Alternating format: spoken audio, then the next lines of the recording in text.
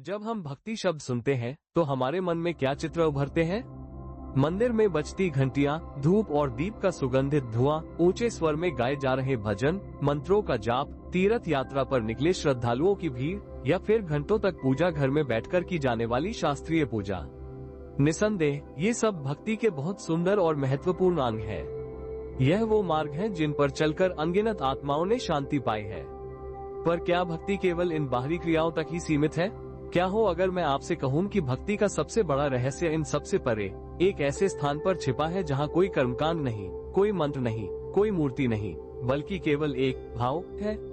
एक ऐसा रहस्य जिसे जानने के बाद आपकी पूरी पूजा, आपकी पूरी साधना का स्वरूप बदल सकता है। यह वो रहस्य है जो भक्त को भगवान से केवल जोड़ता नहीं, बल्कि भक्त और भगवान के बीच की दूरी को ही मिटा देता है। आज हम भक्ति के उसी सबसे बड़े रहस्य से पर्दा उठाएंगे। सबसे पहले हमें ये समझना होगा कि भक्ति कोई क्रिया नहीं, बल्कि एक भाव है। ये कुछ करना नहीं, बल्कि कुछ हो जाना है। हमारे शास्त्र हमें भक्ति के 9 प्रकार बताते हैं, जिसे नवधा भक्ति कहा जाता है। श्रवण, कीर्तन, विष्णु स्मरण, पाद सेवनम, अर्चन, वंदना, दास्यम, सख्यमायम निवेदनम। अर्थात भगवान की कथा सुनना, उनका कीर्तन करना, उनका स्मरण करना, उनके चरणों की सेवा करना, उनकी पूजा अर्चना करना, उन्हें वंदन करना, स्वयं को उनका दास समझना, उन्हें अपना सखा समझना और अंत में उन्हें अपना सर्वस्व निवेदित कर देना। यह 9 मार्ग भक्ति के सरोवर तक पहुंचने के अलग अलग घाट है। पर सरोवर का जल तो एक ही है। वो जल क्या है? वो परम भाव क्या है जिसे पाने के लिए ये सारे साधन है? भक्ति का सबसे बड़ा रहस्य है अभेदता का भाव, यानी भक्त और भगवान के बीच कोई भेद नहीं है। इस सत्य को अपने हृदय में अनुभव करना। ये मैं और तुम की सीमाओं का पिघल जाना है। सामान्य अवस्था में हम कैसे प्रार्थना करते हैं? हे प्रभु, आप वहाँ ऊपर हैं, मैं यहाँ नीचे हूँ। आप सर्वशक्तिमान हैं, मैं एक निर्बल जीव हूँ, मुझ पर कृपा करो। इस प्रार्थना में एक स्पष्ट विभाजन है, एक मांगने वाला है और एक देने वाला, एक भक्त है और एक भगवान। पर यह भक्ति की प्रारंभिक अवस्था है। भक्ति की पराकाष्ठा तब होती है जब ये भेद मिटने लगता है, जब भक्त यह अनुभव करने लगता है कि जिस ईश्वर की वो मूर्ति में पूजा कर रहा है, वो केवल उस मूर्ति में ही नहीं, बल्कि हर कण में, हर पत्ते में, हर जीव में और स्वयं उसके अपने हृदय में भी विराजमान है।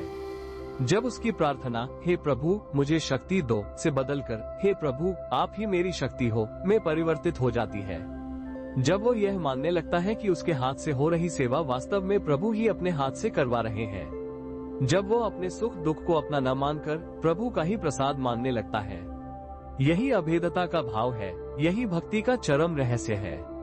इस रहस्य को समझाने वाली हमारे शास्त्रों की सबसे सुंदर और हृदयस्पर्शी कथा है माता शबरी और भगवान श्री राम की। शबरी एक भीलनी थी, एक निम्न कही जाने वाली जाति की वनवासिनी। उनके पास न वेदों का ज्ञान था, न यज्ञ और अनुष्ठान करने की विधि मालूम थी। उनके पास यदि कुछ था तो वो था अपने गुरु मतंग ऋषि के वचनों पर अटूट, अधिक विश्वास। उनके गुरु ने देह त्यागने से पहले उनसे कहा था, पुत्री इसी आश्रम में रहना, एक दिन स्वयं भगवान राम तुमसे मिलने आएंगे। बस गुरु का यह वाक्य शबरी के जीवन का एकमात्र सत्य बन गया। अब उनकी हर सांस, हर क्रिया राम को ही समर्पित हो गई। वो हर दिन सुबह उठकर पूरे आश्रम के मार्ग को साफ करती, ये सोचकर नहीं कि मुझे ये काम करना है, बल्कि इस भाव से कि मेरे प्रभु आज इसी मार्ग से आएंगे, उनके कोमल चरणों में कोई कांटा न चुभ जाए। वो हर दिन वन में जाकर सुंदर सुंदर फूल चुनकर लाती और उन्हें मार्ग पर बिछा देती। वो हर दिन वन से मीठे मीठे बेर तोड़कर लाती, पर उनका भाव देखिए, वो हर बेर को पहले स्वयं चखती थी, ये देखने के लिए कि वो खट्टा तो नहीं है। अब किसी भी शास्त्रीय विधि से देखिए तो यह एक अशुद्ध कर्म है। झूठा फल भगवान को कैसे चढ़ाया जा सकता है? पर शबरी के लिए राम कोई शास्त्रीय विधि से पूजे जाने वाले देवता नहीं थे। वो तो उनके अपने थे, उनके हृदय के स्वामी थे। जैसे एक माँ अपने बच्चे को कुछ खिलाने से पहले स्वयं चखकर देखती है, शबरी के लिए राम और उनमें कोई भेद ही नहीं था। उनकी भक्ति किसी नियम या कर्मकांड में नहीं बंधी थी, वो तो शुद्ध प्रेम और अभेदता के भाव में बह रही थी। वर्षों बीत गए, शबरी बूढ़ी हो गई, उनकी कमर झुक गई, आंखों की ज्योति क्षीण हो गई, पर उनका नियम और उनका भाव नहीं बदला। और एक दिन वो आया जब भगवान राम और लक्ष्मण उस आश्रम में पधारे।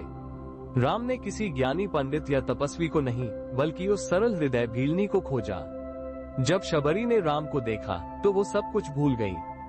उनकी आंखों से अविरल अश्रुधारा बहने लगी। उन्होंने राम के चरण धोए और उन्हें आसन पर बिठाया। फिर वो दौड़ी दौड़ी गई और अपने चखे हुए मीठे बेरोन का दोना उनके सामने रख दिया।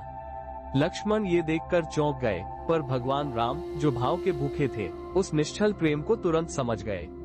उन्होंने एक एक बेर को ऐसे आनंद और प्रेम से खाया जैसे उन्हें जीवन में ऐसा अमृत फल कभी मिला ही न हो।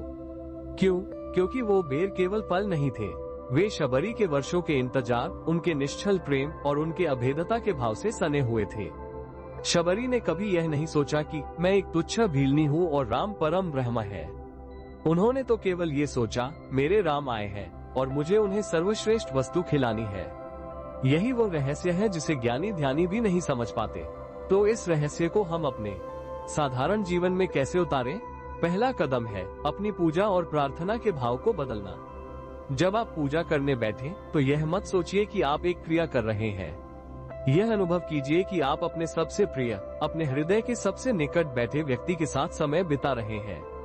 उनसे बातें कीजिए, अपना सुख दुख कहिए, पर एक अधिकार और अपनेपन के भाव से। दूसरा कदम है भक्ति को पूजाघर से बाहर निकालकर अपने पूरे जीवन में फैलाना। जब आप भोजन करें तो ये भाव करें कि आप अपने भीतर बैठी जठराग्नि रूपी परमात्मा को भोग लगा रहे हैं। जब आप अपना कार्य करें तो उसे ईश्वर की सेवा समझकर पूरी ईमानदारी और उत्कृष्टता से करें। जब आप किसी दुखी व्यक्ति की सहायता करें तो ये भाव करें कि आप साक्षात नारायण की ही सेवा कर रहे हैं। और तीसरा और सबसे महत्वपूर्ण कदम है प्रार्थना के शब्दों को बदलना। हे प्रभु, मुझ पर कृपा करो, ये द्वैत का भाव है। इसके स्थान पर कहिए, हे प्रभु, आप ही तो कृपा हो, आप ही तो करुणा हो, मुझे शक्ति दो के स्थान पर कहिए, आप ही मेरी शक्ति हो। ये छोटा सा भाषाई परिवर्तन आपके चित्त में अभेदता के बीज को बो देगा। जब आप इस भाव में जीना शुरू करते हैं तो आपको ईश्वर को खोजने के लिए कहीं बाहर जाने की आवश्यकता नहीं पड़ती। आपको हर चेहरे में, हर फूल में, अपनी हर सांस में उसी की उपस्थिति का अनुभव होने लगता है। तब आपका जीवन ही एक अनवरत पूजा बन जाता है। यही भक्ति का सबसे बड़ा रहस्य है, ईश्वर को खोजना नहीं, बल्कि हर क्षण ईश्वर में ही जीना। पूजा पाठ, कर्मकांड, ये सब उस नाव की तरह है जो आपको नदी पार करने में सहायता करते हैं। पर भक्ति का रहस्य है स्वयं नदी की धारा बन जाना और बहकर महासागर में विलीन हो जाना। अगर भक्ति का ये सबसे गहरा रहस्य आपके हृदय तक पहुंचा हो और आपको यह अनुभव हुआ हो कि आपके प्रभु आपसे एक क्षण के लिए भी दूर नहीं है, तो इस वीडियो को लाइक करें और कमेंट में पूरी श्रद्धा और अपनेपन के भाव से लिखिए, मेरे प्रभु मेरे साथ है।